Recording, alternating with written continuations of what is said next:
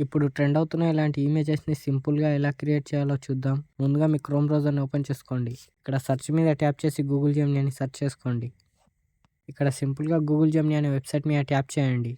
ముందుగా మీ జీమెయిల్ ఐడీతో లాగిన్ అయిన తర్వాత ప్లస్ ఐకాన్ మీద ట్యాప్ చేసి అప్లోడ్ ఫైల్స్ మీద ట్యాప్ చేసి మీ ఫోటోని సెలెక్ట్ చేసుకోండి. ఫోటోని సెలెక్ట్ చేసి ఇక్కడ ప్రాంప్ట్‌ని పేస్ట్ చేసుకోండి.